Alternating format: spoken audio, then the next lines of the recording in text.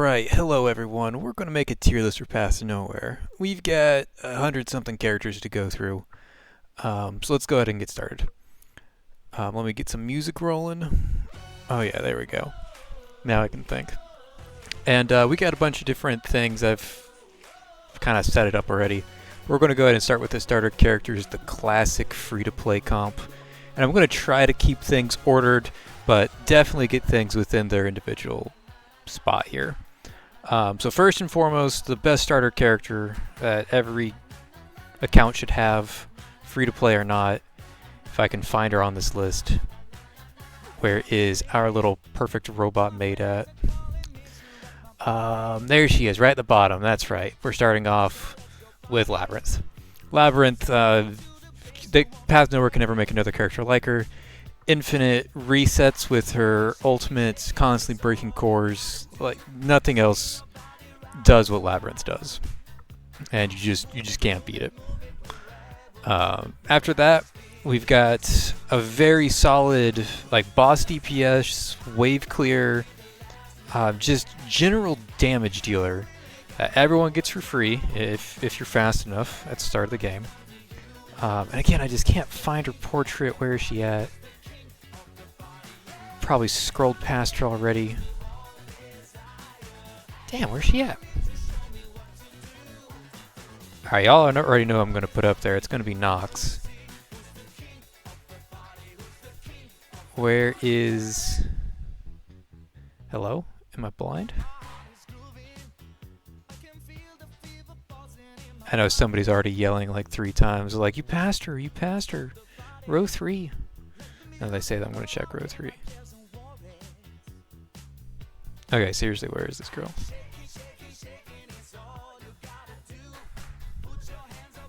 There she is, okay. Yep, we're going to put her right by Labyrinth. Again, everyone should have this classic free-to-play character. Has the boss damage, has the wave clear, has defense shredding. Just a phenomenal character that everyone gets. That can never be... It's always going to be good, never going to be bad. Her one downside is the very long ult charge speed. So you're not going to see her in like BFL speedruns, in-game speedruns. You're not going to see her in like any high scores because it just takes forever to get her rolling. But for most players, it doesn't really matter that it takes her forever to get rolling because she's going to be rolling when you need her to be. She's just not going to be hitting like those really flashy scores because those really flashy scores happen too fast for Nox. But for like general clears, like Nox is perfect. You're just never going to be replaced. Next up, everyone gets this character for free. Kate, classic core breaker. She doesn't really do much, but what she does is it's very good. She provides magic penetration to your magic team. She provides core breaking. Later on, she can summon her nightmare. Good character. She core breaks and she amps your damage. I mean, what more do you want? Just great character. The next one, same idea. Core breaks, amps damage. Great character. Nothing really special to him. But, you know, everyone gets him. And he does his job really well. Are all the B ranks down here? No, because I don't see him. Oh, where'd he go? He's easy to spot. He's got an eye patch. It'll be easier when we get further in the video. I'm not just doing the starter character specifically.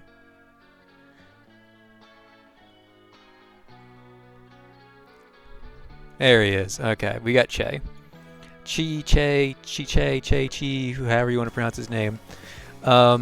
He breaks cores, he amps damage, he does his job. He doesn't really do that much damage. He doesn't really do anything special. He just does what he does in a very large AoE for very cheap. Very classic free-to-play friendly character. If you need core breaking, bring Che. If you don't need core breaking, kick him off your team. It doesn't really matter. Next up, this one's a little bit more controversial for me at least. Luvia Ray. Luvia Ray's good. There's kind of a cult following around Luvia Ray, and I don't think that she's as strong as that cult following would have you believe. But the good thing about Luvia Ray is that she does magic damage. Magic damage, for whatever reason in Path to Nowhere, is harder to find than physical damage. And a lot of accounts especially when you're new, lack magic damage. And if you're lacking magic damage, Luvia Ray is great. You run her with Last Stand, animation canceler, do whatever you need to do, but she is phenomenal at just hitting things. Now, she's not as good as the classic mages are. If you get, like, I don't know, Shalom or Raven or even Eleven, like, she's not as good as those characters. But if you're lacking magic options, Luvia Ray's great. And she's great in story. She's great casual character. She does what she does well. And that creates 5 of the 6. The 6th one, there's like 2 options, but I'm going to go ahead and go for the better one. Maybe not everyone has this character, but I'm going to put her there anyways. So we've got everything here. We've got core break, we've got damage, we got everything we want. The only thing we're lacking is a healer. So I'm going to go ahead and put up a healer. Everyone can have access to this character if they pay $1. And now that the A rank pool is larger, there's a chance that you might not have her right off the rip. Back when the game first came out, everybody had this character. But if you don't have any S rank healers, this will be your go-to healer. She's just the best non-S rank healer. Everybody can get her if they want her. She's a phenomenal healer. She even beats Hamel in some situations. If you really need burst healing against certain bosses, she just heals. And that's the classic starter free-to-play comp. If you don't have Ariel, you can swap her out for Macchiato. We'll get to Macchiato later. But Hamel's like the go-to there. And if you have these 6, it's the classic free-to-play comp. Throw in Luvia, sorry, you already have Luvia. Throw in Lamia if you want to. Throw in Macchiato if you want to. But these 6 are like the classic starter comp, in my opinion. Okay, moving on. I've got it split between A and B rank up here, and then the S ranks are down here. I think that makes for a better flow because the S ranks are harder to get. So I think just looking at these A ranks first is better. And looking at these A ranks, we've got some of these that are just amazing. Jane, oh my god, Jane. I could talk about Jane forever. Jane does everything you want her to. She's a little shy on the boss damage, but... And I wouldn't really recommend you bring her for BFL. But everything aside from BFL, Jane is great. She's better than Langley, better than most reticles. S rank or not, she's just a powerhouse. She will do all the damage you need her to. She will take down whatever you need her to. You can throw in a power on her, just make her fire off her bomb real fast. You can have her double bomb stuff multiple times. It's phenomenal character. I highly recommend you try her if you haven't. Next up, Rise. Oh my god, Rise. It is ridiculous what this character can do. Her ult can stack up to 3 times, and her ult's cheap, like really cheap. And you can stack all 3, 2 I think if you have low shackles, but you can stack all of her swords so that it's all hitting one tile, like put it in a line, and then when they get in range of that line, you just blow it up. But it's like phenomenal core breaking, phenomenal damage. This character is insane. She does require a little bit of setup, and she's not perfect. You can run her as a primary damage dealer in BFL and succeed. You can. She is just that good, and she hits like a truck. She's flexible. She does core breaking. She does damage. Bring her. Next up, some people will say that I should rate this person higher, but Shruma's great. She does ridiculous damage, but she is difficult to play. Not everyone's going to understand her kit, and she can be a little bit tricky to play. She's very unconventional. She's very summon based, but if you get her down, she's actually like top 2, top 3, top 4 damage dealer in the game. Like, for whatever reason, this A rank legitimately hits harder than 90% of the cast.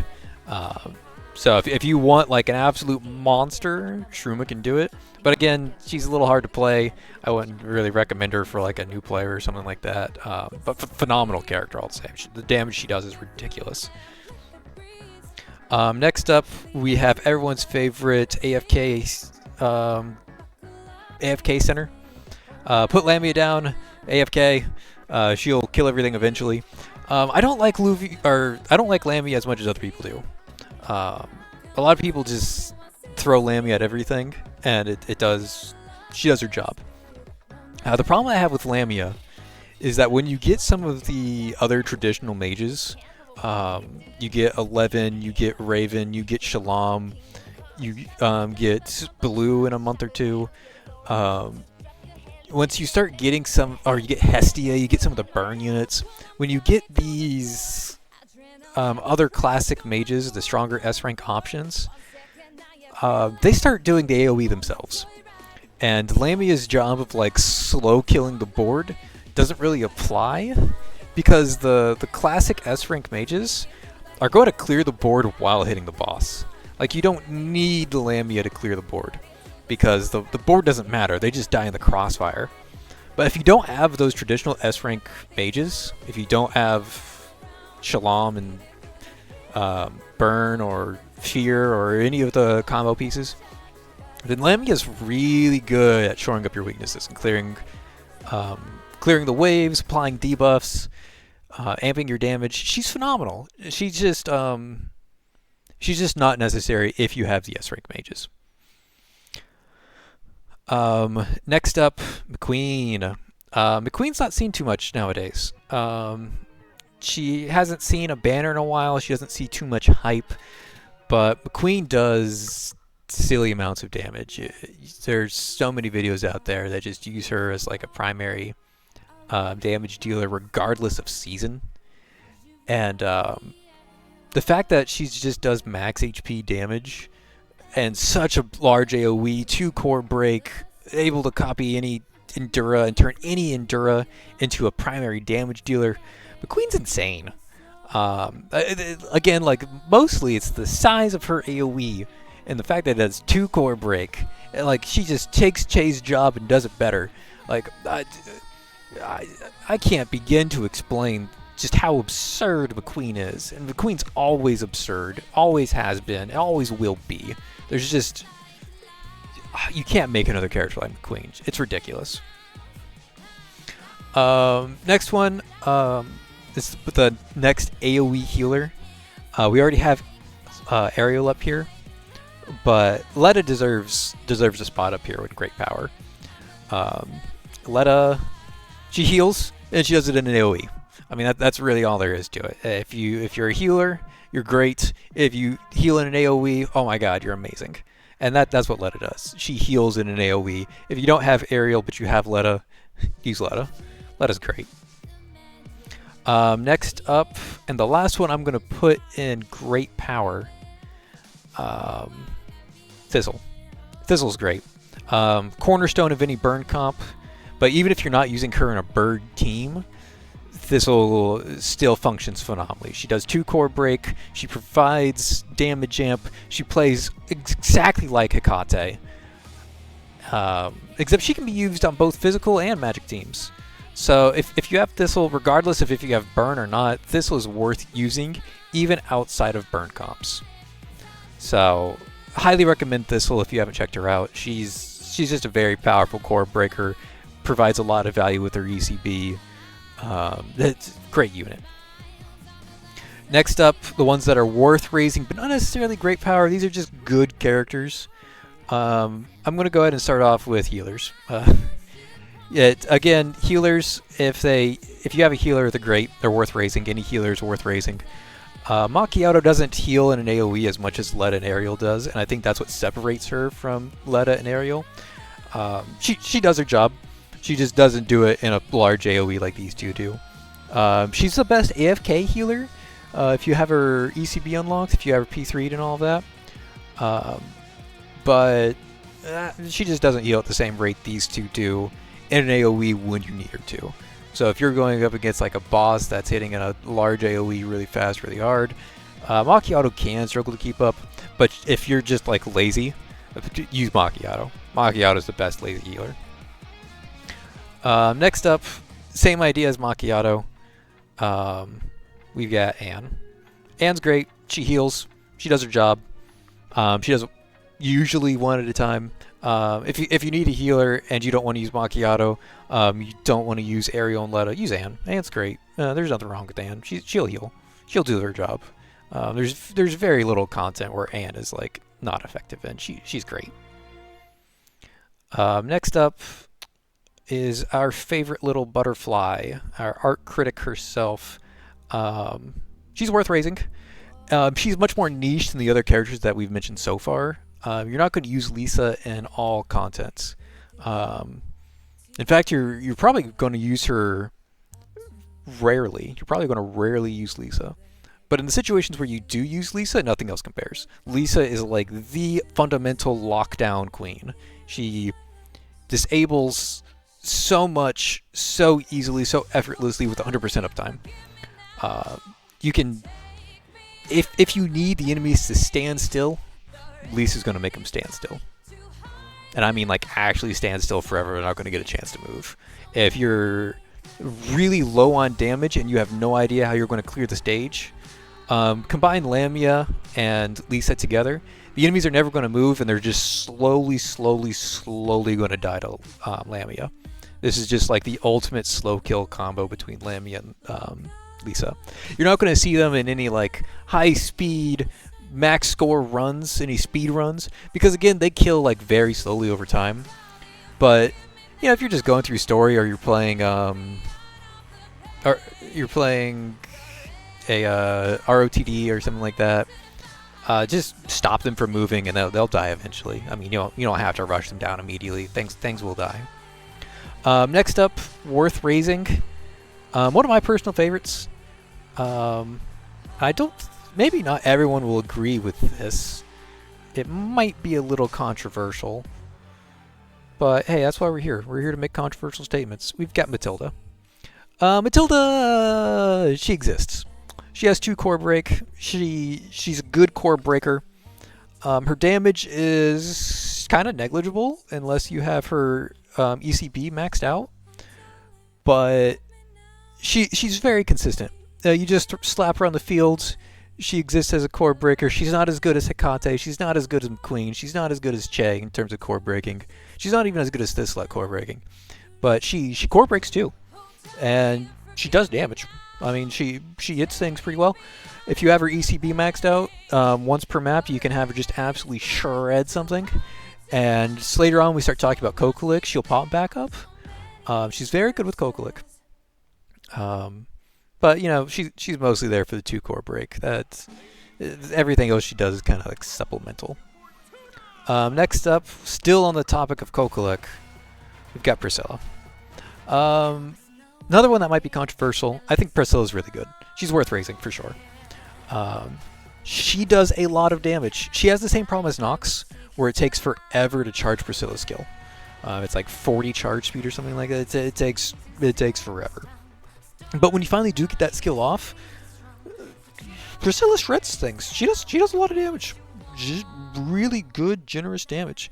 And again, if you pair her with Kokolik, we'll talk about Kokolik later, but she pops off with Kokolik. So I think she's worth raising for her damage, and especially if you plan on getting Kokolik later.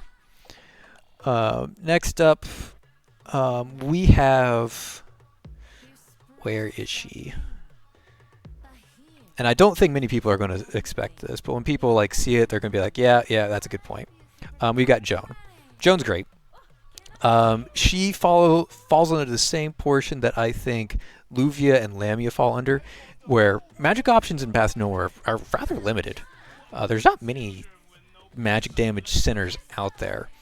And if you are having trouble on a boss or clearing hordes or something, especially if there's like hordes stacked on the boss, Jones is just really good at doing a good amount of magic damage if your options are limited. If you have stacked options, if you have like the big classic S rank mages, then they don't need Joan, because Joan kind of relies on yep, the S rank centers take Joan's job and do it better. But if you don't have many options, like Joan's great. Joan will carry things. And last in this category, I'm going to go ahead and put Yan Yan. Yan Yan's great. She does good damage. She's kind of self-sufficient with her ECB. You're not going to regret having this reticle on your team. She kind of just exists, but she exists pretty well. And later on, when we get to like burn team members, like you pair her with Thistle, Yan Yan and Thistle will pop off. If you have Hestia or Yao, like you're going to be doing a lot. But yeah, Yan Yan's good. She's worth raising. If you have burn, she's definitely worth raising. She's just good. Okay, and that's it for the A and B ranks. If there's another A or B rank you're thinking of, I'm probably putting them in the if you're a fan category or fails to properly fulfill their own role. There are some that we'll talk about that might deserve to be up here, but ultimately I'm going to put them lower down in the tier list. Let's start talking about some of the S ranks. And for these, I'm just going to start grabbing people. Let's go ahead and just grab what's first on the list. Hela. Ella fails to properly fulfill her own role. She's just a body. That's all she does. She just kind of stands there.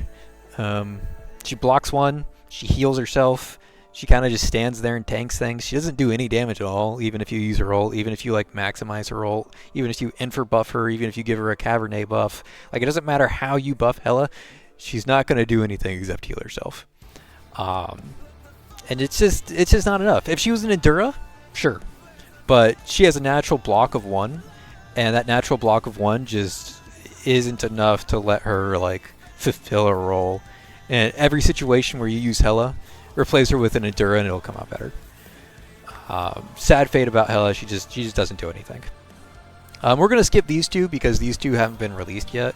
Although I suspect, and this is just me suspecting, I suspect Blue is going to be up here. I suspect Blue is going to have great power. I don't think she's going to have unrivaled power. I don't think she's that good. She's highly recommended to most characters because, again, magic damage options are very limited in Path to Nowhere. But I think she's going to have great power. I think she's going to do very well. But I'm not going to get to her yet because she hasn't been released yet. But starting off our great power tier list, we're going to go ahead and put Corrin. Corrin wants her first Shackle. If you have Shackle 1 Corrin, you're sitting pretty. But even at Shackle 0, Corrin's ECB, the Armor Shred, is insane. It's like it depends on your attack, it depends on the opponent defense, but for like sample calculations, it keeps up with Cabernet. You can get like 70% boosted damage from Corrin ECB alone. Like your entire team does 70% more damage to a BFL boss in Dark Zone. Like 70% more damage in Dark Zone because you put Corrin on the team and you used your ECB once. It's silly how much armor shred that she has on her ECB. Everything else is kind of secondary, honestly. If you have her like super high shackles, she can be your main damage dealer, sure. But just looking at her at Shackle 0 and Shackle 1, like, just bring her for the armor shred. Everything else is secondary. She's just going to buff the hell out of your team. And she's going to do it very well, very effectively. Her damage, honestly, secondary. At S0, she just waves clears. At S1, she can do some boss damage. Pair her with Lady Pearl, she can do some great things. But like just her ECB alone, great power. That armor shred is a ridiculous amount. Next up, Mira, another new character. If you're a fan, she's very close to being good. Very, very close to being good. She does what Hela does, but she does it better. Mira is better Hela. She heals herself. She does a lot of damage, but she relies on being attacked herself. So she's not going to do any damage during a core break. She's not going to do any damage like when the enemy takes a lot of damage. She's only going to do a lot of damage if there are a lot of things hitting her. She kind of works as like an offensive Endura. She's like the counterattack theme, But again, the problem is that she doesn't do any damage during the core break. All of her damage comes while being actively hit. And she's very tanky, very good. If you want to use her as an Endura and just give her like Bulwark Crime Brand on slot 2 and just pretend she's an Endura, she's going to do great. But she doesn't do enough to be worth raising, in my opinion. Like, if you're a fan, sure, raise her. You won't be disappointed. But the fact that she doesn't do any offensive damage, she only does defensive damage, really puts her down in this if you're a fan category for me. Next up, Owo. Owo is the easiest unrivaled power in the game. She is the best center. Better than Weak Spot, better than Bleed, better than Shalom, better than Yao, better than all of the buffers. Owo is just insane. It's like actually a mistake that they released her, just how good she is. 3 core break in like the biggest zone we've ever seen. She applies damage amp for the entire team. She has ridiculously low SP cost. She has great auto attack damage. She spins in a circle and steals Serpent's Job. Like, Owo does everything. Or sorry, not Owo. Zero does everything. Zero. She does everything, and she does it better than every other character. She core breaks better. She damage ups better. She DPS is better. She is just the. She does literally everything, and she does it everything at the highest level. There's absolutely zero flaws with Zero. She's the perfect character. Next up, Moore. We're going to put Moore over here in Great Power. A little bit stronger than Corrin. If you have Moore at ECB 3, again, ECB 3, on a physical damage team, she's up here in unrivaled power. But that's ECB 3 in a physical damage team. Because she's so reliant on a high ECB, and because she only works in physical damage teams, I'm going to put her down here in Great Power. She provides damage amp for the entire team. She provides insane amount of shielding. What she does is insane. She just kind of mandates that ECB 3 if you want her to damage amp properly. And yeah, I don't know. She the core breaking she does. She's a little bit energy hungry. She can be energy hungry. She's very positional, like awareness. Like you have to overlap her 3x3s a lot to get like max value out of it. So she's a little bit tricky to play. But if you put her in a physical damage comp, if she has ECB 3, she's unrivaled in how much damage she can provide. And this is one of the few characters in all the HP-based characters. I recommend you get them to 90. That's one of the only characters that I recommend you get them to 90. Most centers, I say leave them at 80 or 81. But if they do stuff based on HP, get them to 90. The HP stat just scales insane up to 90. If you have her at like 70, she's going to struggle to keep her shields up. But Moore is insane. I don't know why I'm swapping their positions. She's great. Just very reliant on her ECB, hard to position, and only works on physical damage teams. And a little bit SP hungry. But she's great. She does her job very well. She has great power. Next up, LL. LL is she's unrivaled. All of the buffers, all of the characters that provide buffs that can go on both physical and magical teams, unrivaled power. You just can't beat. Damage amp is the strongest thing in this game, and the fact that LL can damage buff skills, provide SP, works on physical and magical teams. I mean, there's nothing that replaces LL. LL is she's insane. She buffs things on both teams. You just can't beat it. Next up, we have Hestia, and Hestia. It's a toss-up if she's in Worth Raising or in Great Power. It's honestly like an argument could be made for either one of these. And if you really want to make an argument and say like there's a dedicated Bleed team, and like she's like Great Power in a Bleed team, like that makes sense. Or sorry, in a Burn team, that makes sense too. I'm going to put her in Worth Raising. I don't think she has Great Power, and the reason I don't think she has Great Power is because I think she's pretty reliant on her first Shackle. And she's kind of stage dependent. Like, she wants to kill a lot of little things, and then as she kills like 16 little things, she gets 16 procs on the boss and just like nuke the boss for wave clearing. That's like her ideal scenario. But it's stage dependent, and it's also kind of it's kind of dependent on her first shackle. You want to pair her with Thistle. You always want to pair her with Thistle. Pairing her with Yan Yan's kind of questionable. It kind of works, it kind of doesn't. But SG is good. She'll nuke things. It's just, again, stage dependent in my opinion. And another thing to note about her is that you want to like place her as close to the boss as possible, because she does collect burn damage and like fires it off at the nearest target. And since she's already killing all the waves, you want that nearest target to be the boss. So you need to position her a little bit. It's not hard to position her, but just be aware that you do need to position her. But she's great. If you want to make the argument that she's in great power, sure, makes sense. If you want to make the argument that she is in great power, maybe unrivaled power in a burn team, that makes sense. But standalone, like considering that she's going to be with Thistle, I think she's worth raising. If you have her first shackle, and if like the stage is correct, I think she's in great or maybe even unrivaled power. But for the most part, generally speaking, worth raising.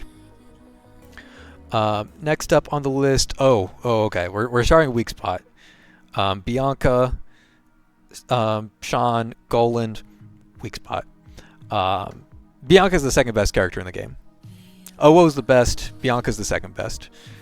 Bianca's damage is absolutely ridiculous. It doesn't even make sense how she's able to do so much damage to the boss and so much damage to literally everything on the map all at the same time. You have to use Bianca with Sean. Without Sean, Bianca does not make any sense. But Sean ults the boss, you Bianca ult the boss, the entire map dies, including the boss. It's just insane how much damage these two do together. It doesn't make any sense how much damage they do together. They don't do anything aside from do damage, but my god, is that damage insane. And then throw Golan. Golan fits in the weak spot team. She applies weak spot. She does core breaking. She does all the cool things. And she also provides a damage amp to Bianca. And that's really what she's there for. She's there because she makes Bianca stronger. But the core breaking is nice. Run like a heartache on her so she can break the boss better, and it's just silly how much damage these three do together. If you use these three together, it's unrivaled power. Nothing beats this except maybe OO. But weak spot is just absolutely insane. Get her if you want to play the meta, because Bianca will just absolutely shred everything in the game. It doesn't matter what it is. Bianca will kill it. Okay, next up, Angel. Easy, great power. Yes, I do think Angel is better than Moore, because again, Moore is very situational, in my opinion. But Angel's great. She's never going to be your primary DPS, at least... I shouldn't say never. She's very, very, very rarely and very stage-dependently going to be your primary DPS. But just slap Angel in as your secondary DPS, slap Angel in as a core breaker. You're not going to be disappointed. She's going to do a lot of damage. She's going to be very consistent about that damage. She has her ECB to nuke a boss during its core broken phase. She has her ECB to like pick up some more cores that you struggle to pick up. She gets a lot of resets. If you use her ult when she has 6 stacks, you're going to get another ult. So if you ult, ECB, ult, you get 4 cores breaking. And it's not that hard to get that set up. Like, it's very easy to get ult, ECB, ult. It's very easy to break those 4 cores. And she does a lot of damage while she does it.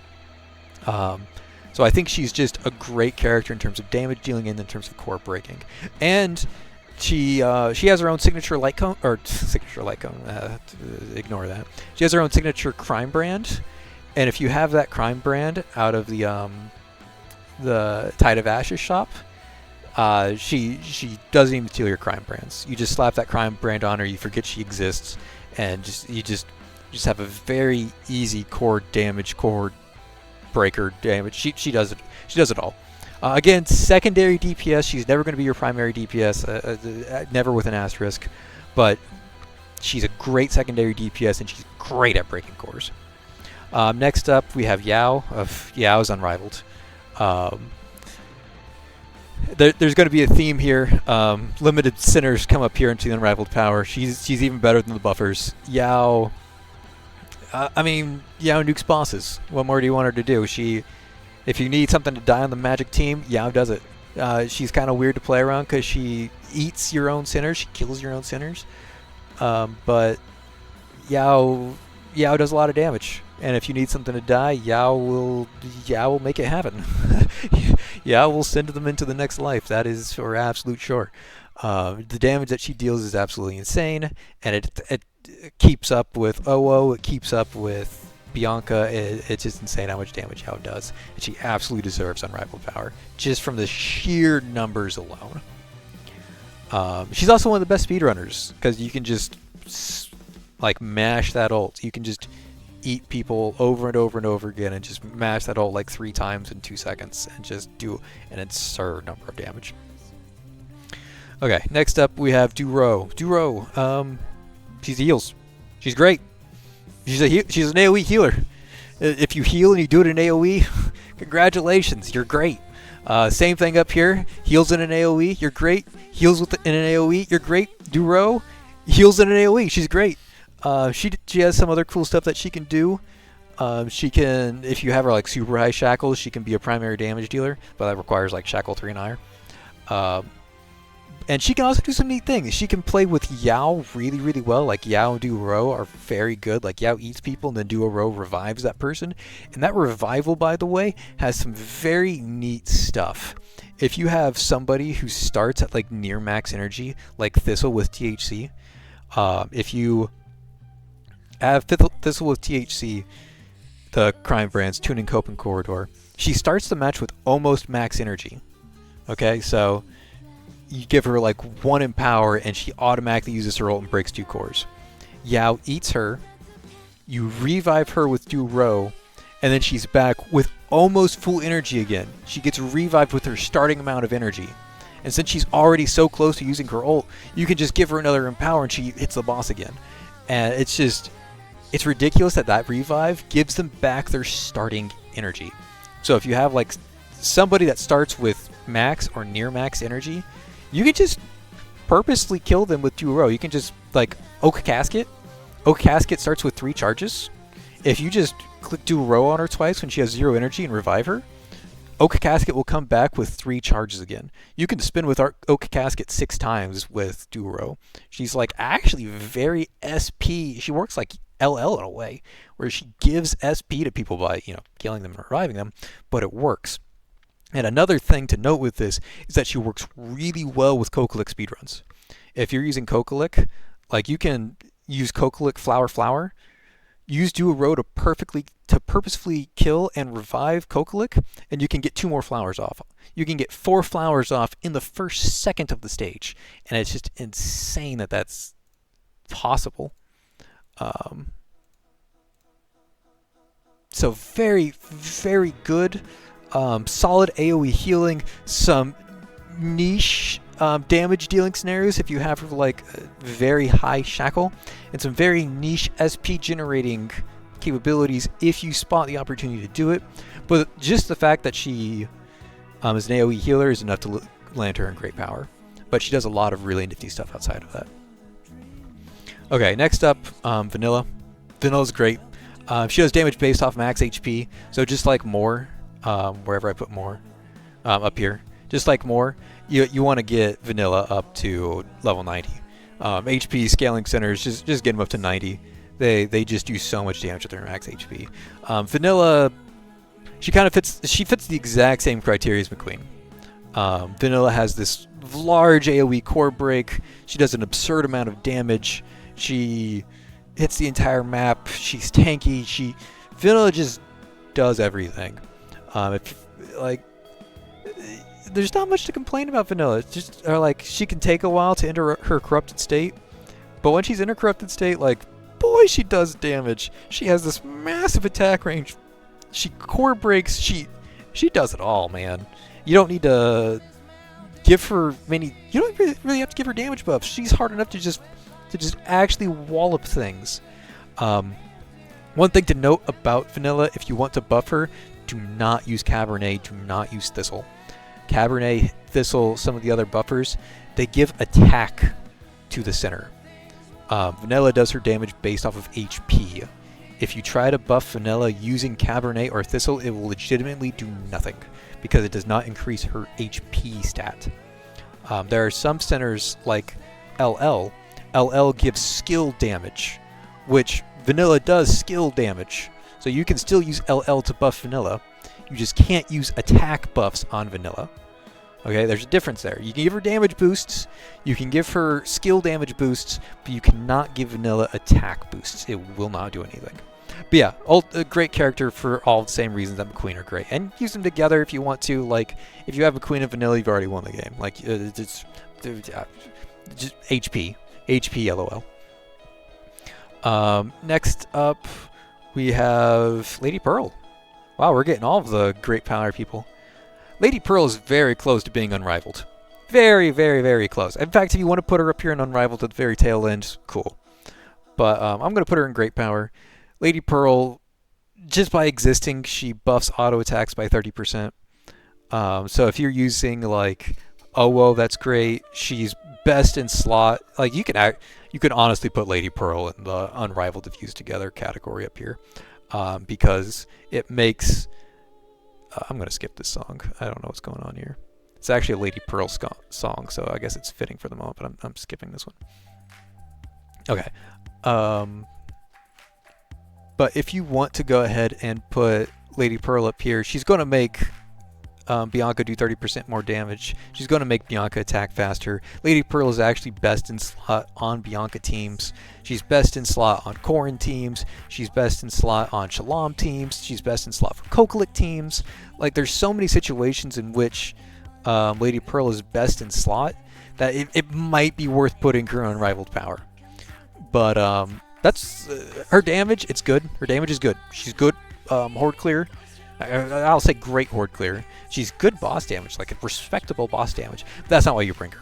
You bring her because she buffs auto attacks and she makes you shoot a lot faster. She just does her job very well, and you can just slap her onto teams and she literally just sits there and does nothing.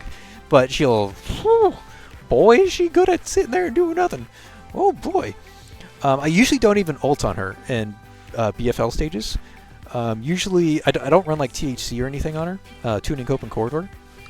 I actually give her like Defense Shred, Soul Rift, or Heartache, and I just like double down on the support. Just like double, triple down on her being a support character. I let her buff everyone else up. And you don't even need to ult on her. She's just there for her stage. She's there for the ECB. She's there for the 2 core break. She doesn't need to do anything else, and she usually doesn't do anything else. She's just a great supportive character with like minor offensive capabilities.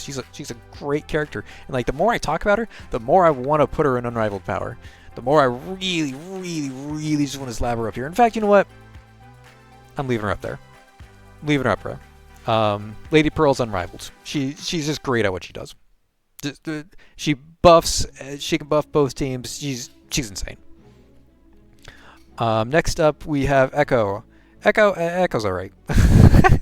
We've been talking about all these great power and unrivaled power centers, and there's been so much to talk about. Echo, she's alright. She hits things kind of hard-ish. She has this weird thing where she doesn't want to attack so she can generate her skills faster. She locks things down kind of like Lisa does.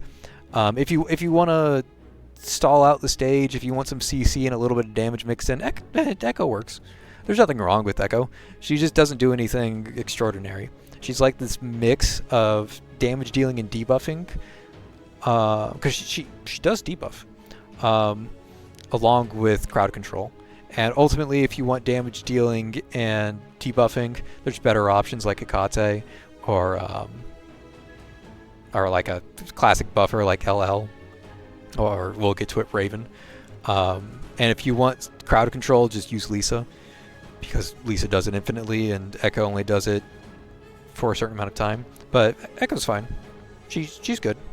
Nothing wrong with her. She's just she's not as good as these. Not as good as these. And another reason why Jane is so good is because she's B rank. She's real cheap to raise. I call her Jane Joan, but I think Joan's better than Echo, for the most part. Echo might have some places where she shines more, but I think Joan is just more easily applicable. Okay, next up, Donald. Donald, believe it or not, worth raising. In fact, better than Estia. Donald doesn't do much, but he can break 4 cores on demand in a very large AoE. His value has gone down a lot with the addition of Angel, because Angel can break 4 cores in an AoE very easily on demand. And also with OO, or not OO, Zero, OOO, Zero, you know what I'm talking about. Zero can break 3 cores whenever the hell she wants. So breaking 4 cores and like a smaller AoE, it doesn't really matter as much, especially with how cheap OO's ult is. Like, it's such a low SP cost. But Donald's great. I think he's worth raising. He just breaks 4 cores. Decent damage, nothing to write home about, but it's good. He's pretty awkward if you have him at S0. He kind of wants his S1. I mean, most of these centers want their S1, but he's in that boat where he wants it a little bit more than others. I think he's worth raising. He's nothing super to write home about, but he does his job. He has 4 core break and a large AoE. It's good. I mean, there's not much more to say other than it's good. Next up, Eve. Now, at this point, there's probably a few question marks being raised. Why is she in worth raising? Why is she not in a fear team? Why is she not in a summons team? And we'll get to that when we talk about 11. Actually, you know what? Let's bench Eve for the moment, and let's talk about 11. 11, I'm going to put in great power right behind Angel. Right behind Angel. 11 does not need to be in a fear comp. She does not need to be in a summon comp. If you use a naked 11 by herself and just splash her into a magic damage team, she is going to do very well. She has great AoE. She has great boss damage. She has great horde clear. She has great core breaking. She has great AoE. Like, she does it all. She's not going to be your primary DPS unless you have Infer Eve. If you have, you know what, I'll just say Eve. If you have Eve, you can turn 11 into a hyper carry and be like the forefront primary focus of your team. But even without 11 being your primary DPS, the utmost forefront of your team, if you just splash 11 into any team comp, she's going to do well. She's going to be a secondary DPS, supplemental damage, supplemental core breaking, horde clear, whatever you need her to be. Bring her into ROTD, and it's insane what she does in ROTD. Just constantly firing off hands, having 4 hands on the map at all times, constantly breaking cores, constantly funding energy to herself. She's just really good with how large her attack is, that 3x3 with a core break.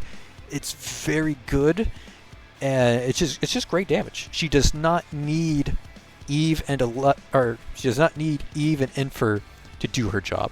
She needs Eve and Infer to become a hyper carry and like replace Shalom. If you're trying to replace Shalom, she needs Eve and Infer. But she does not need it. She does not need to be in a dedicated team. She is great power without Eve and Infer. So, speaking of Eve, Eve is worth raising. There's not much Eve does. Eve kind of just puts a summon on the field and exists. She doesn't core break. She doesn't really do anything. But her bear is very tanky. If you need an Endura and all you have is Eve, like, sure, it works. Just slap Eve on the field and go all good. If you want to use her Cuckoo Clock to do damage, sure, it works. Like, there's nothing wrong with it. But Eve doesn't really do anything incredible. But if you have 11 and you have Eve, you can just slap Eve on the team and 11's all of a sudden a hyper carry. 11's suddenly like being your primary damage dealer and like rivaling Shalom. And yes, she can rival Shalom with Eve. It's insane. it's insane what 11 and Eve can do together. But Eve by herself, like I still think she's worth raising because her bear is so tanky, and because she has the flexibility of using that cuckoo clock if she needs to. But the healing of summons doesn't really come into play that much. The damage buffing of summons doesn't really come into play that much. She's just a decent defensive character with like a splash of offense when you need it. But if you have 11, like 11 and Eve are best friends, and they will just absolutely destroy anything you put in front of them. Next up on the list, more summons, but this one's bad. She hasn't really been explored that much, but we've seen what characters like Eureka can do in the form of Shruma. Shruma does what Eureka wants to do, but way better. So anytime you look at Eureka and you think, wow, I want to make Eureka work, just do it with Shruma. Just replace Eureka with Shruma and forget Eureka exists. It's not worth it. Just use Shruma instead. Eureka's not worth it. Okay, next up, Nino. Nino's alright. There's going to be a trend here where in this if you're a fan category, Enduras never fail to properly fulfill their own role. There's not much reason to raise Nico. But if you like Nico, sure, go ahead. She's an Endura. She does her job. She's always going to do her job. She's always going to be tanky. That's why you bring her, and she's going to do it. If you're a fan of Nino and you want to use Nino, sure, you have an Endura. There you go. She's an Endura. That's all you need. That's going to be true for so many of these Enduras down the line. So many of these Enduras are just going to be thrown in the if you're a fan category, because it really doesn't matter which Endura you bring. As long as you're bringing an Endura, like that's good enough. There are some that break that category, like Moore and Vanilla. But for the most part, Endura's an Endura. Just pick one. Next up, we have Mantis. Oh, Mantis. I'm going to put her right behind Vanilla. In fact, I'm going to move Duo down here. I don't know why I had Duo so high up. But Mantis is good. She's hard to play, like really hard to play. Like you gotta go out of your way to play Mantis, and you also have to play like the crit lottery. There's a lot of things you got to do to make Mantis work. But oh boy, when Mantis hits things, it hurts. If you're doing BFL speedruns, you know what Mantis can do. It's a little silly what she can do, but she's hard to play. Her SP costs are really high, like really high. Like if she had SP cost of 20, she'd be an unrivaled power. If she had like the same SP cost as OO, she would be right there next to OO. But she's awkward to play, and she has high SP costs. And like, yeah, she can do a lot of damage, but the difficulty of play and the SP cost prevent her from going in this unrivaled category. And honestly, I think Vanilla's better. Vanilla has a bigger AoE. She's easier to play. You can just slap Vanilla into more teams instead of like trying to finagle playing around Mantis. And I think Mantis has great power, but not enough to be unrivaled. And if you're like a Giga nerd and you are going for those BFL speedruns, you will absolutely put her up here because she can absolutely shred things. But for most people, she's fine. She's great. And it's just hard to squeeze the maximum value out of her. Okay, next up. Ooh, this one actually hurts. If you're a fan. We already knew that she was going into the if you're a fan category because all of the A ranks and B ranks that are worth raising or greats are up here. But Cassie's alright.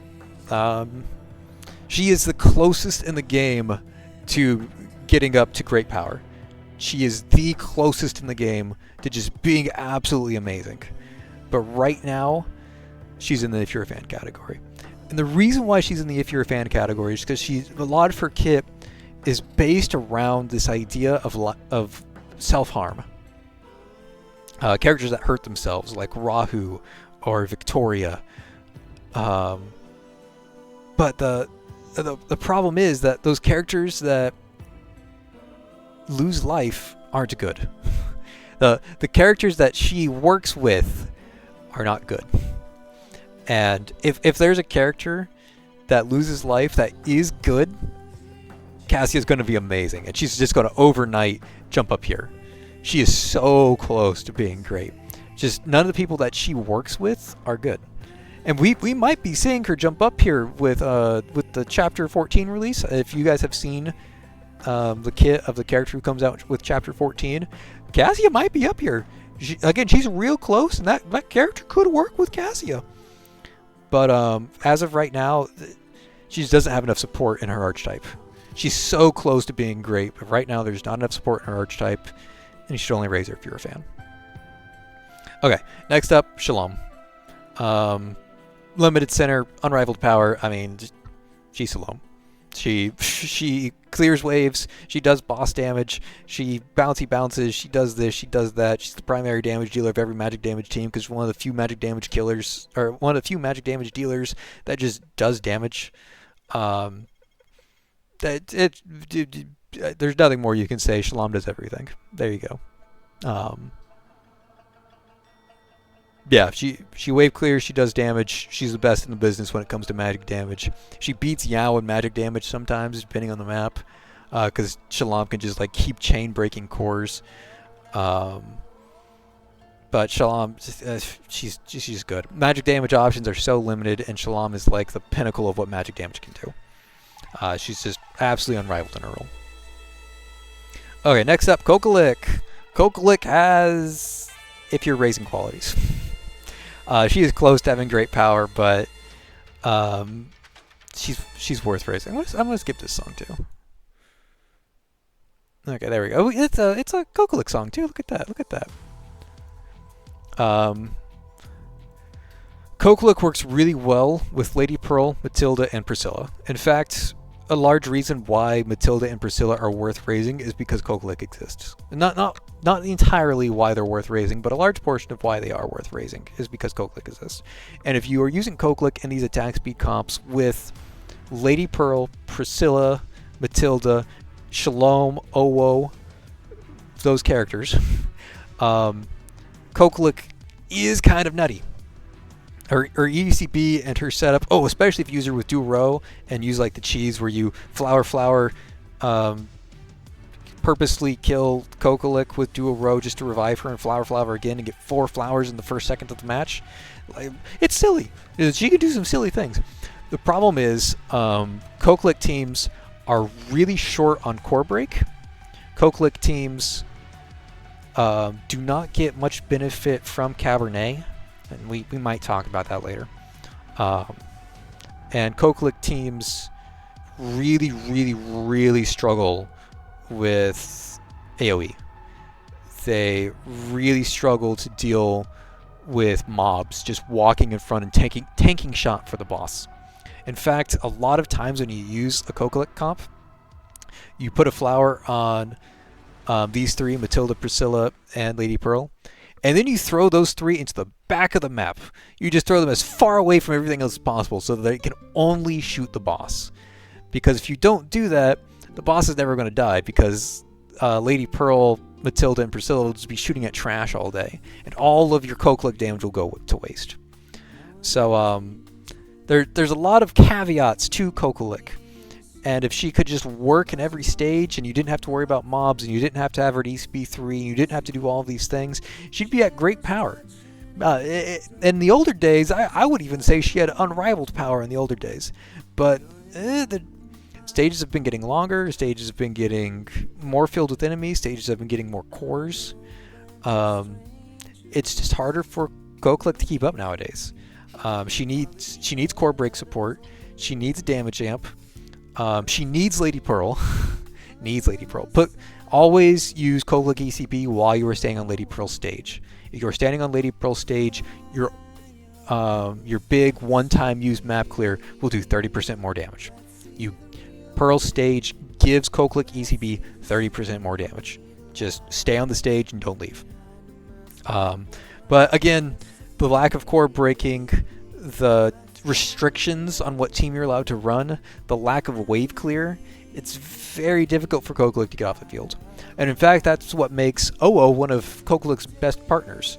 Owo does attack fast, not as fast as Lady Pearl, Matilda, or Priscilla, but or even Shalom. Shalom's great too. Each one of Shalom's bounces counts for Coke's CCB. So even if you're only hitting like one target, if it bounces between like if there's 2 targets or Shalom's little Shorel and it just bounces a bunch of times, you're getting a ton of value out of each auto from Shalom. So Shalom and Coke are very good together too.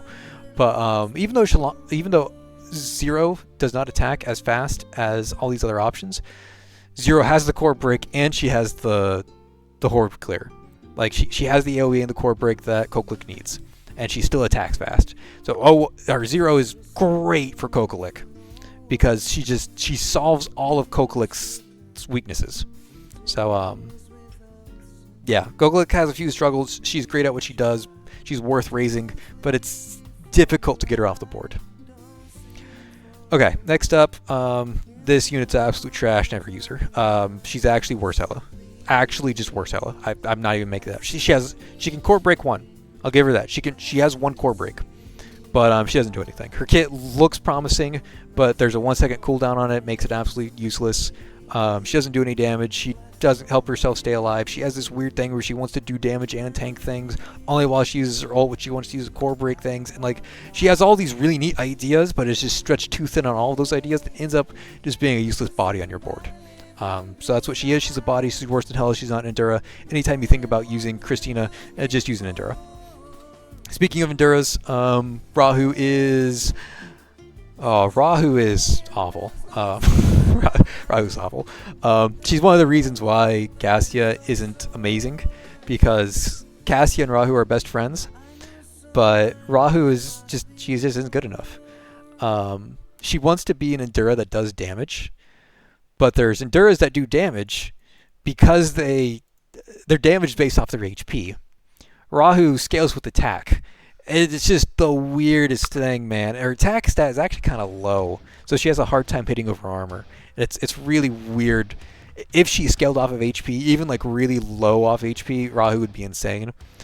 But she just doesn't do enough damage. She has this whole like offensive paladin kind of vibe deal, and she just doesn't hit hard enough. She doesn't hit often enough. And she has damage amp, to be fair. Like, you can throw her on a physical team and like kind of cope that she's giving you a damage buff, and it exists. Like, the damage buff is there, but Rahu is just so weak that it's not really worth mentioning for most cases. Like, if you're a fan user, she's fine. Like, she's not going to disappoint. She just doesn't do enough to be worth raising, in my opinion. Throw her in if you want to. She's not going to disappoint. She's good. She's just not great. I forget her name. Not Sumeri, but Garafano. Garafano, if you're a fan, Garafano's fine. There's thoughts where she should fit into this weak spot team, but like honestly, she doesn't do anything in the weak spot team. Like she applies weak spot, she removes weak spot that Sean just immediately reapplies, and it's a good burst of damage. But if you want a good burst of damage, just put Lady Pearl in there. Just put like Cabernet in there. Like everything that Garofano wants to do, these like meta buffers do better. And there's just never a reason to use Garofano because you can just replace her with Lady Pearl. Like Garofano, she doesn't do anything impressive enough. So if you're a fan and you want to use her on the weak spot, you can. But most players can just like completely ignore Garofano and not notice the difference. Next up, Adela. Adela is absolutely not worth raising. She is if you're a fan. Boy, Adela she looks good on paper, but she's got some problems. The first problem is that to even start being usable, she has to ult first. She's not doing anything until she ults. She has to ult and then fully stack her ult and then keep her ult going. And there's just so many hoops to that, including just getting that first ult off, that Adela she's restricted. She needs to get SP fast. She needs to get that first ult off very fast. And even after she gets that first ult off, she has to keep it up. And keeping it restricts her crime brand options to like Nothing. She needs Reunion Day. Like, unless you have her S3, she needs Reunion Day. She just can't keep her ult up unless you have Reunion Day. But Reunion Day doesn't do anything until you ult with her. And it's just... her crime brands are so restrictive, and it's so difficult to like juggle her. And like her ECB counteracts her ult, and it's the ECB like eating up ult charges is just so strange to me. I love Adela. I want her to be good, but she's not. She's in this weird crit fishing spot where crit fishing isn't good yet, and it's just she just has to do too many things to be played optimally. She might see some play again. Like, we're getting some crit support in chapter 14. We're getting some crit support in chapter 14. So she might see some play after that, but I doubt it. I mean, like, if anything, Mantis and Darren are going to get better, and Adela's still going to be left behind. It's so hard to get everything rolling on Adela. Next up, Cabernet. Cabernet, no question, best buffer. Cabernet she's the best buffer in the game. So the way Cabernet works is that she gives attack. She gives 30% attack to everybody around her, multiple people. Okay, 30% attack. And 30% attack is better than 30% damage. Yes, if Cabernet said 30% damage to everybody around her, she would be worse. What ends up happening is defense in this game is flat. And it works center attack minus defense, and then all your multipliers apply. So if you do like 5,000% damage, that 5,000% is being applied after the defense is already accounted for. So let's say that you have 400 attack, and your opponent has 400. Let's use easier numbers. Let's say you have 600 attack, and your opponent has 500 defense. You only have 100 effective attack, because 600 minus 500 is 100. If you use Cabernet, you get 30% more damage. I'm going to do some terrible rounding, and I'm going to say that's 800. You go from 600 to 800. The opponent still has 500 defense. So now the difference between 800 and 500 is 300. It was 100, now it's 300. In theory, she only gives you 30% more damage. But in that scenario, she gave you 3 times damage because of the way defense works in this game. 30% attack is more than 30% damage because it helps you hit over defense. That hitting over defense is huge, and it's a huge damage boost. If you have Cabernet, you're absolutely goated in the sauce because there's not a single buffer in the game that's stronger than Cabernet. She does it. She buffs in an AoE, she cleanses, she heals for some reason, and she gives the most redonkulous buff that the game's ever seen. Just absolutely insane character that can also break cores. Like, just ridiculous what this character can do. Just don't use her on these HP centers. Don't use her with Vanilla. Don't use her with Moore. Don't use her. Also, like, don't use her with Corrin. There's every other character. Just don't use her with HP characters or Corrin. And Cabernet's great. There's just nothing does what Cabernet does. There are some who try. Let's go ahead and knock out the next one. I saw her some Enfer. Enfer tries. Enfer gives a damage boost too, but Enfer's is a damage boost and only goes to one target. Cabernet is 30% attack to everyone. Enfer is a 40% damage boost to one person. And you would think that 40% is bigger than 30%, so Enfer is better if you're targeting a single person. This is not really true, because again, Enfer's is applied after defense is calculated. Cabernet's is applied before defense is calculated, and that's a huge difference. Cabernet helps you hit over defense, Enfer does not. If you have Enfer, she's going to buff your damage by 40%. You're going to dump all of your energy into like, oh, whoa, no, is going to go insane. Or sorry, Zero, and Zero is going to go insane. But Cabernet just does so much more, and she does it to everybody. And like, she has the cleanse, she has the healing, she has everything. Cabernet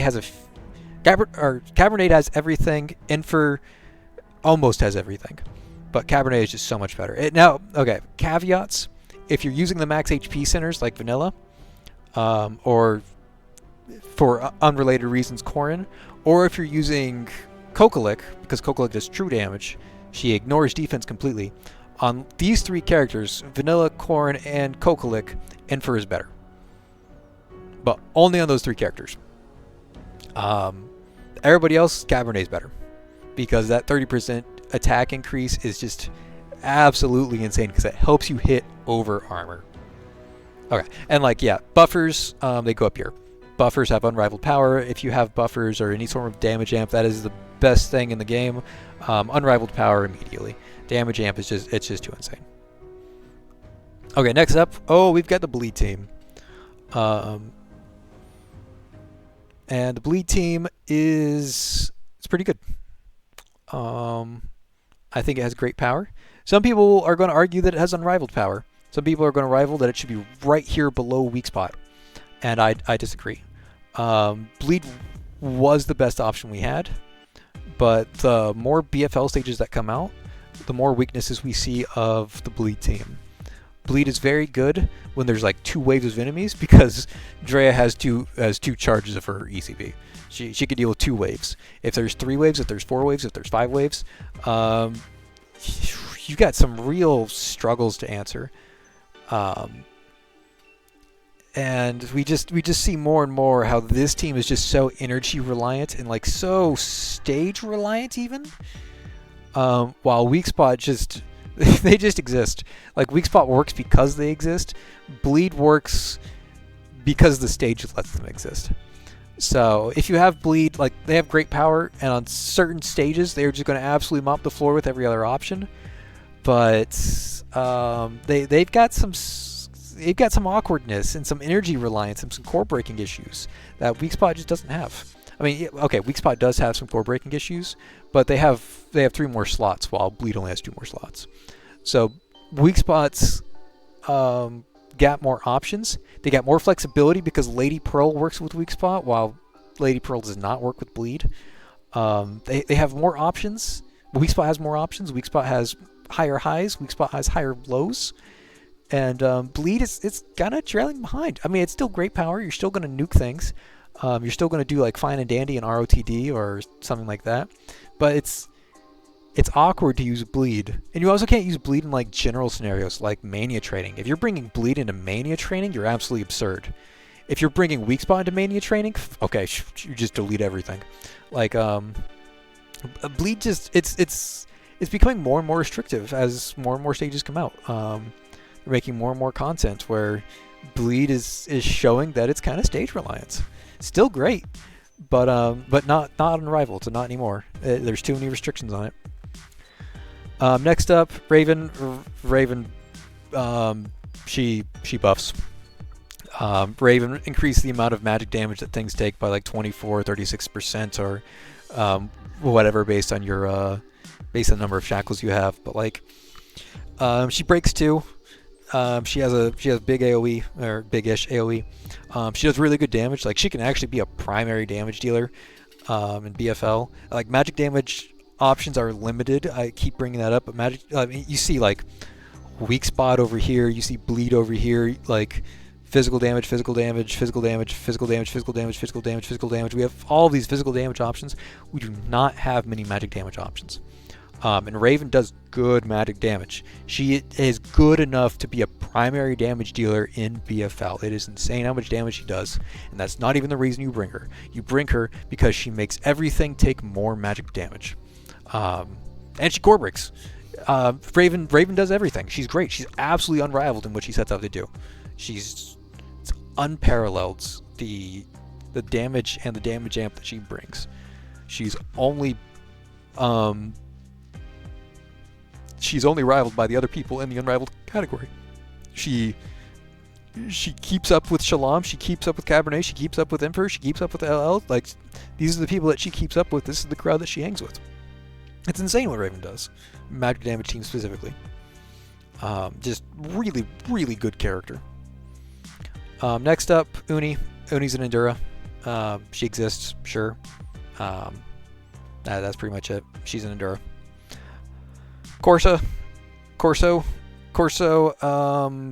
yeah, you're bad. Really gimmicky build. Our Kit, really gimmicky character, low damage, not really worth playing. She's just a body. In fact, you know what? I'm gonna say she's worse than both of those options. At least these people are tanky. Corso just or just kind of exist. She doesn't really do anything. She fails to properly fulfill her own role. Next up is Eddie. Eddie, I mean, if you really want to force Eddie to work, she can. Eddie has some problems. When she first came out, she looked like she was going to be the chosen one to like surpass Irene. That didn't end up happening. Her ult hits in like a very large area, but it's still single target. It's so weird that it has like such a large area and is entirely single target. So if you want to nuke a boss, it's actually very difficult to nuke a boss, and it's kind of reliant on her ECB and even her shackles. And even then, like the stars align for her, and everything pans out for Eddie, and like she does her job as perfectly as she wants to do it. It doesn't even hit that hard. Like Eddie does not hit as hard as Raven.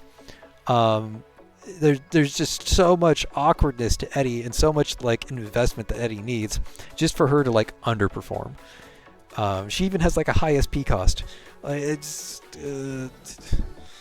She was close to being the chosen one, and like okay, I've seen what Blue can do. Blue is what they tried to make Eddie. Blue is like they took all the lessons they learned from Eddie and made Blue good. But Eddie herself, like, oh, there's so much awkwardness to her kit, very similar to Adele. There's just so much awkwardness in the kit that it doesn't work. If you're a fan, sure, she'll do some damage, but like, it's awkward.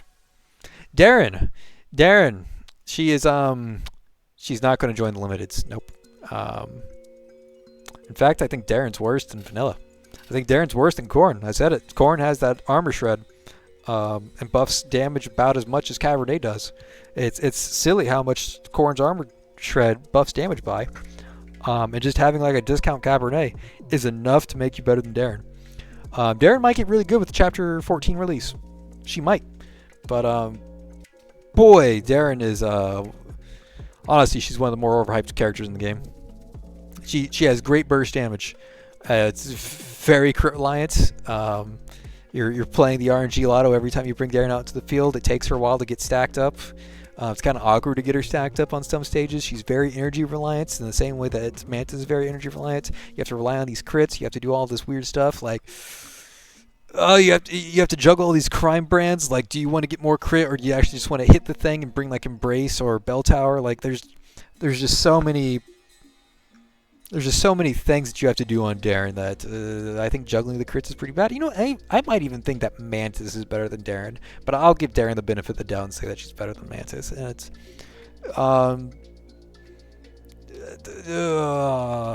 I think she's overhyped. I don't think she's as good as she is. I think she's great still, but I definitely don't think she's unrivaled power. I do not think she meets the criteria that these other three limited centers do. I think she's quite honestly been power crept. Physical damage options like Bianca and Bleed have just like completely shown what physical damage can do, and Darren just is struggling to keep up. And OO just is just way better Darren in all shapes and sizes. Like it's ridiculous. But she's still great. If you want to use her, but other options are just better nowadays. Okay, next up, OO. She is great power. She buffs. She's great for the same reason that Moore's great. She's good. She buffs both physical and magical. She gives crit. She makes these two worth using. You know what? I'll say that she's better than Duo because Duo is just like healing. If you use these three together, cool, have a field day. But OO.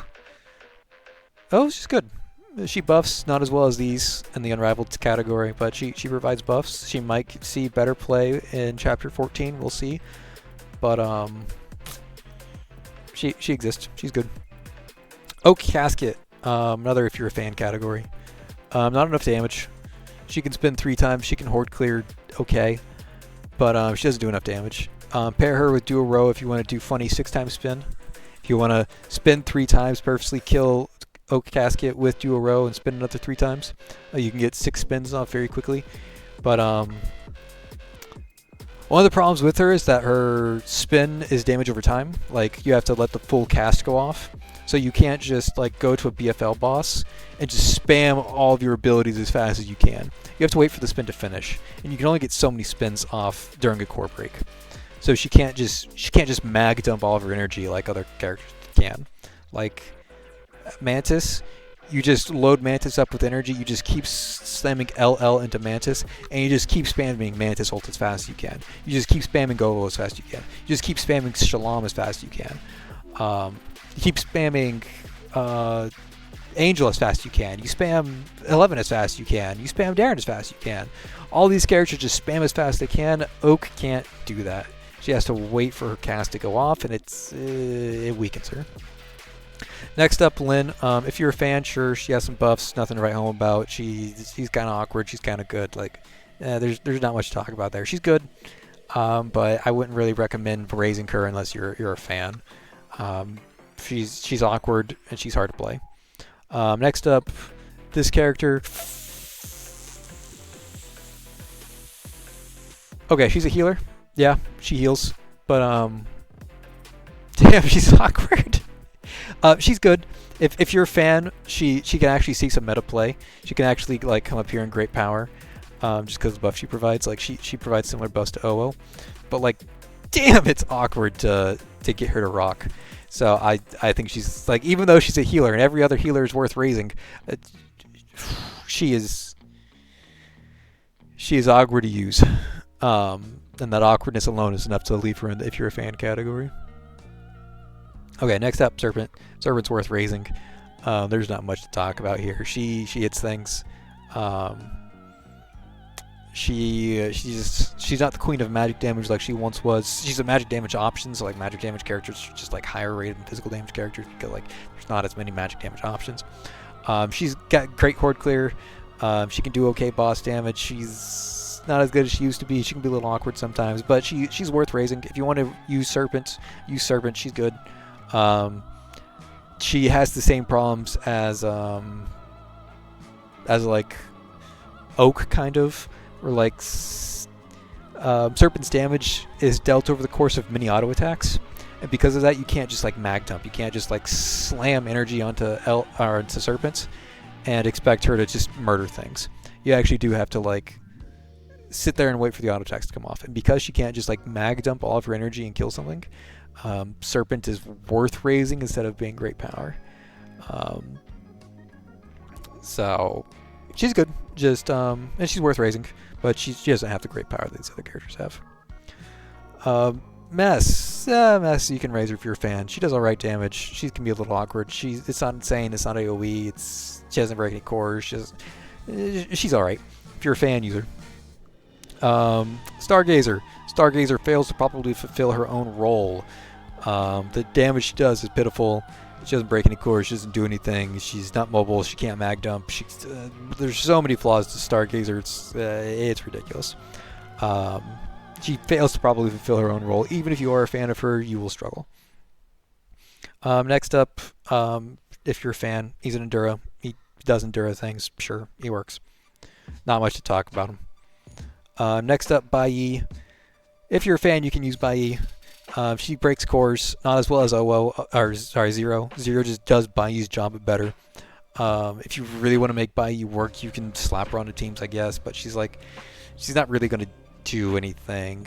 There's just better core breaking options, like Angel's better core breaking, Donald's better core breaking, Zero's better core breaking. And she has like very similar problems to Nox and Adela, where it's just like it takes so long to build up enough energy for that first ult that it's like, geez, is it really worth it? But if you really want to make her work, you can. It's just not really worth trying to make her work. KK's an Endura. She exists, sure. Endura, they work. If you're a fan, you can make it work, sure.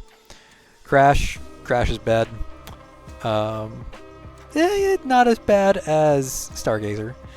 Stargazer's worse. But Crash, she can break a core, but damn, her kit's awkward, and damn, it's not worth using it. It used to be worth using. Used to be like you could make Crash nuke something and it was worth nuking something.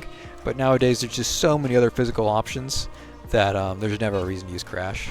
She fails to probably fulfill her own role because she can't mag dump, she can't auto attack, she just can't do anything. Her kit is just way too restrictive for her to do anything, and it's just not good. Demon's alright. Demon can be up in like great power if you have him high shackles. But like for most people, if you're a fan, he's an Endura, you can use him. Again, there's some like niche scenarios in which Demon is like the best option in the game, but unless you really know what you're doing, and like have the stars aligned to do that thing that you know what you're doing, for the most part, Demon's an Endura that blocks too. So yeah, that's Demon. Next up, we've got Irene. Irene's worth raising. He's alright. She's not as good as Serpent. You know what? She might be better than Serpent. She's definitely not as good as Cestia. I'll put Irene right in front of Serpent, actually. Irene struggles in Broken Frontline, the BFL. She has a 40 cost to her ult. It takes a long time for the ult to charge.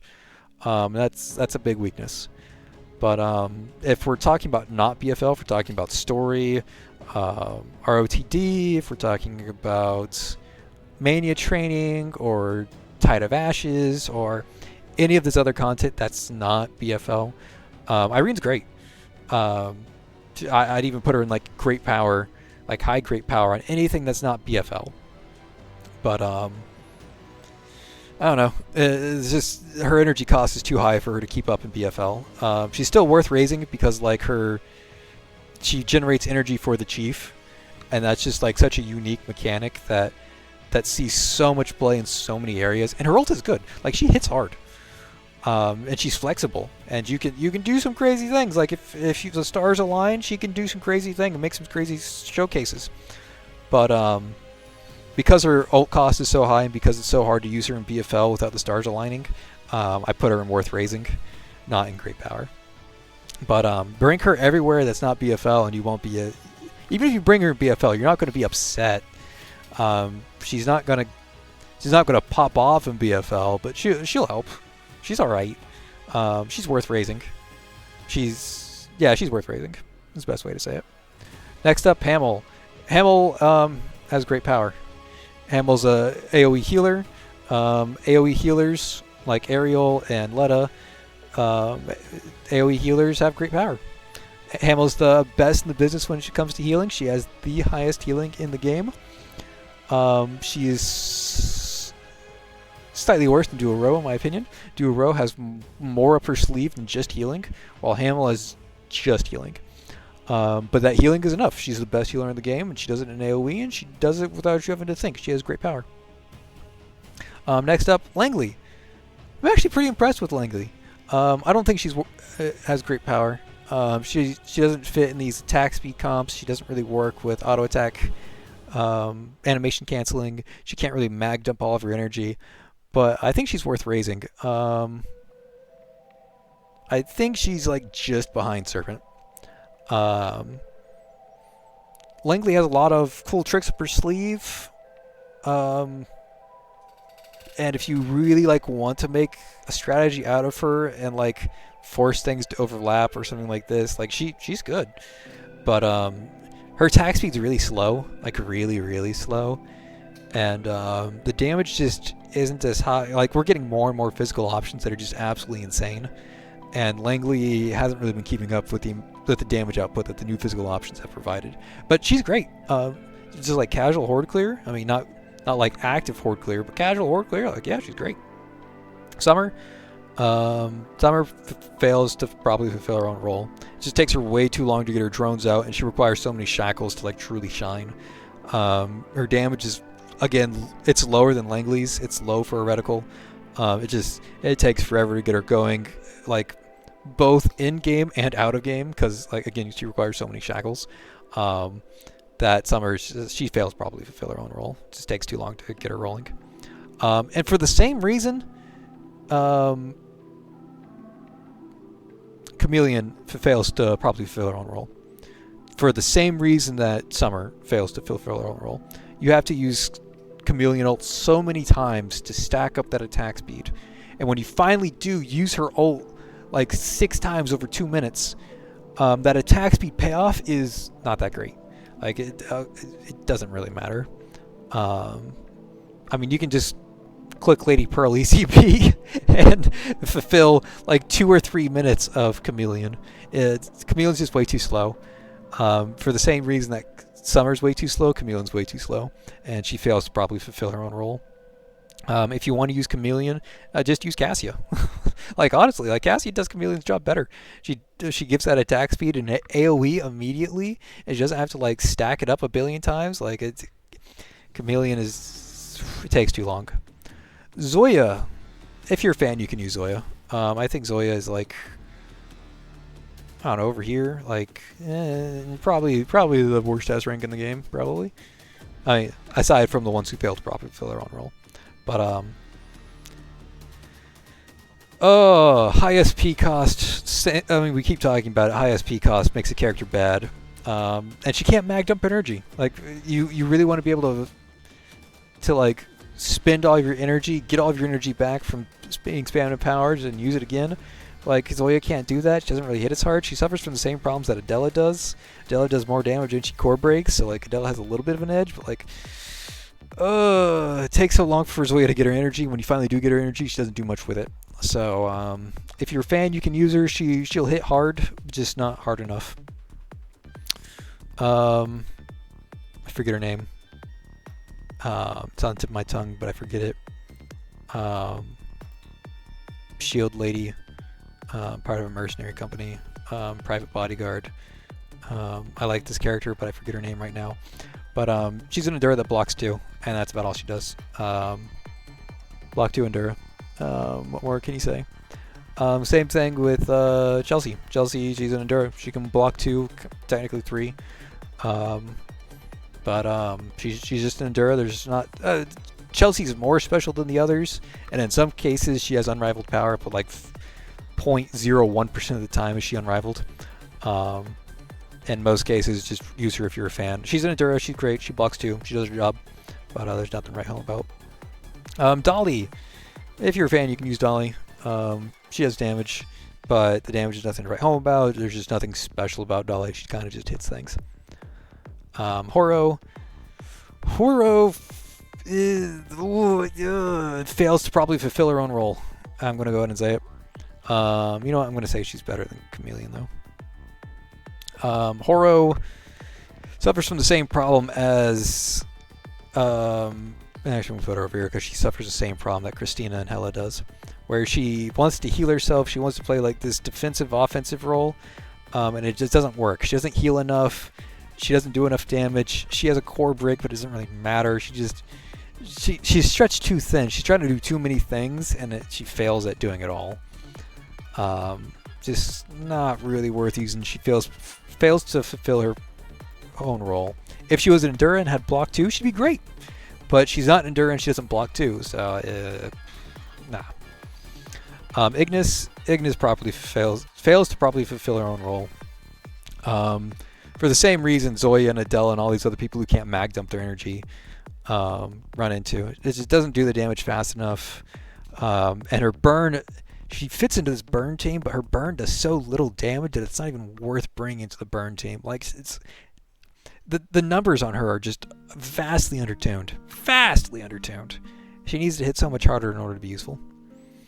Iron, she's all right. She has some like electrocution stuff. She has like some core breaking. I'm gonna skip the song. She. If you're a fan, she does her job, but she's not really worth raising unless you're a super fan. For the same, I'm going to put Umbra, I forget her name. She's Priscilla and Tetra. Tetra, I'm going to put her right next. She has the same boat as Iron, where like she core breaks. She has some like spice with like her crit chance stuff, but like. And like stuns, I guess, but like ultimately, she's not really worth raising. You can use her if you're a fan, but I wouldn't really recommend her to people. Next up, Mr. Fox. Oh, Mr. Fox. In some areas, he is right here. Actually, because I put more down here. In some areas, he's right here next to more. But that's only like 1% of content. For the most part, in like 99.9% of cases, Mr. Fox is absolutely nothing. But in that 0.1% of the times where he's useful, he's really useful. So if you like Mr. Fox, congratulations. He is like best in slot 0.1% of the time. Every other point in time, if you're a fan, you can use him, sure. 99 is so close to being down here with these people. With the tries to be offensive and defensive, but isn't an Endura and fails at being offensive defensive. But 99 has enough defensive capabilities to be thrown in this if you're a fan category. She has just enough defense to be like worthy of being used with the Enduras. These three do not have the same defensive capabilities, but 99 is tanky enough to be in the if you're a fan category. There's nothing much else to say about her. Oliver's awful. I don't even know what Oliver does. Legitimately don't know what he does, but he's awful. I think someone could tell me that he's the like 10th best center in the game, and I'd believe him. But like I honestly don't know what Oliver does. He's so convoluted and messy that he's not worth using. He fails properly to fulfill his own role.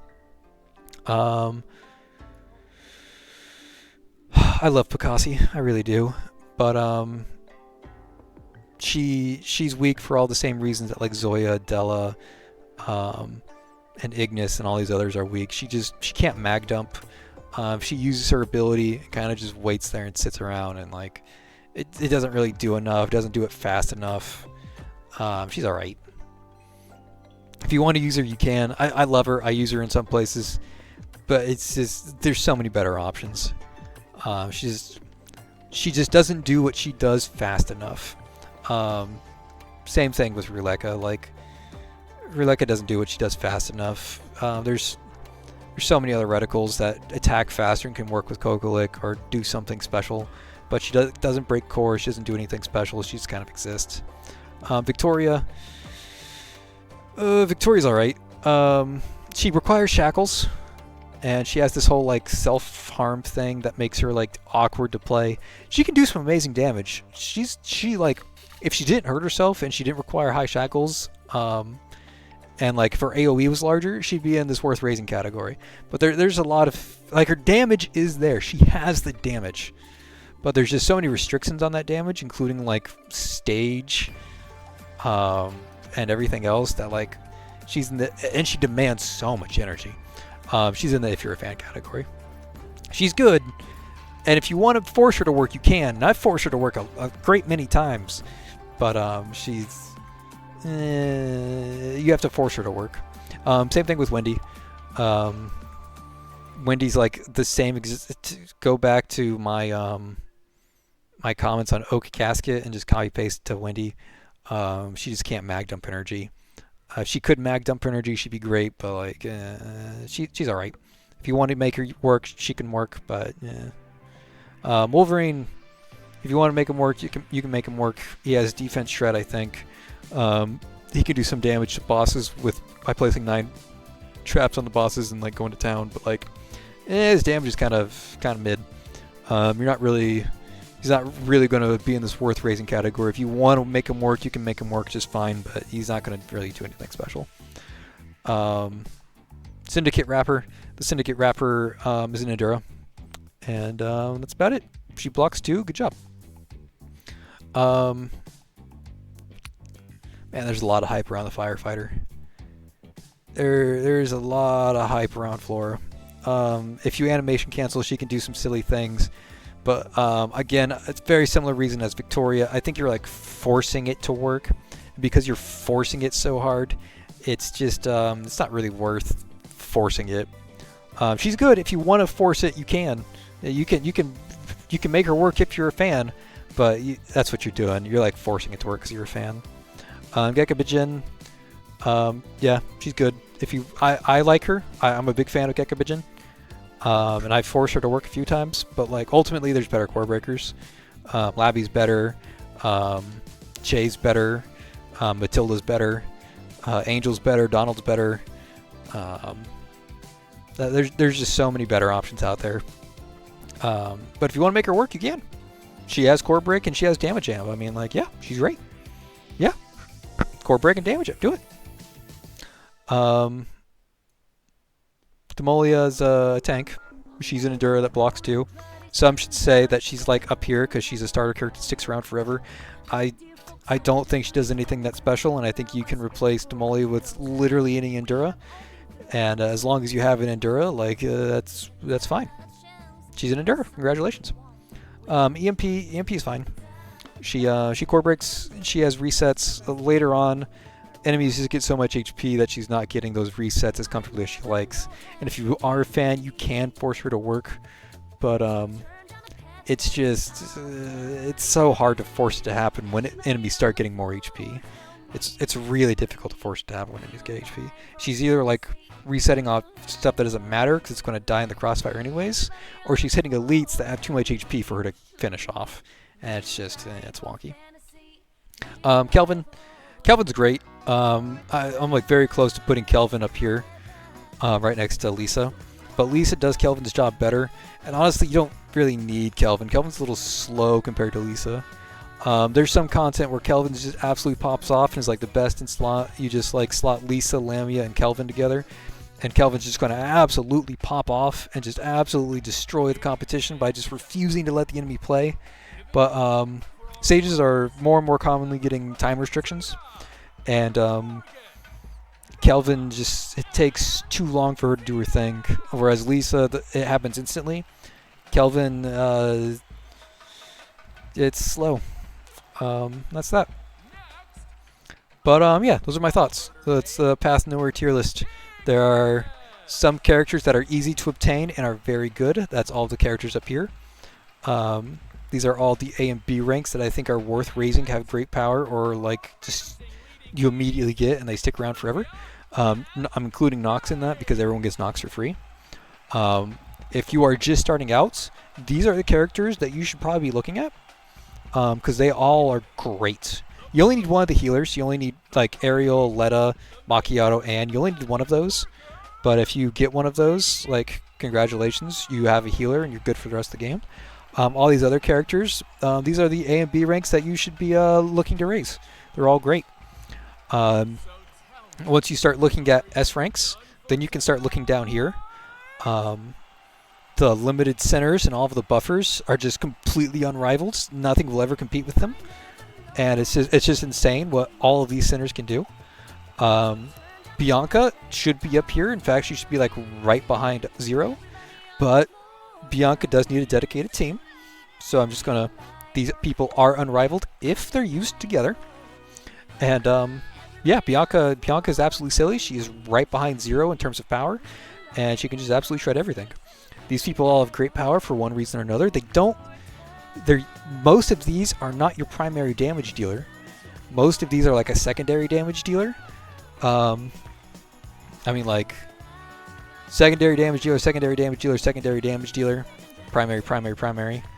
But 11, Corrin, and Angel just provide so much with just being a secondary DPS.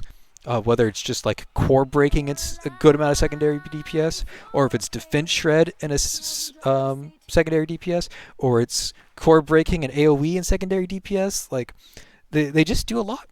They're just great. And these vanilla Darren and Mantis are like primary damage dealers that don't quite keep up with the limited centers and buffers, but they're great. If you want to use these as like hyper carries, you can use all three of these as hyper carried. Go for it. Bleed is great, but we're seeing more and more that Bleed can be stage reliant, and you can't really use it in like story or ROTD or mania training. It's just awkward unless you're like sitting there smacking a boss around. So we're seeing more and more restrictions on the Bleed setup, and just use weak spot, honestly. These centers are worth raising. They're great. They don't have great power. They're good. They do their job. They do it well, and yeah, if you they're worth raising. There's not much else to say. They're worth raising. Over here, these characters they don't keep up. They struggle. They fulfill their role, and if you're a fan, you can make them work because they do fulfill their role.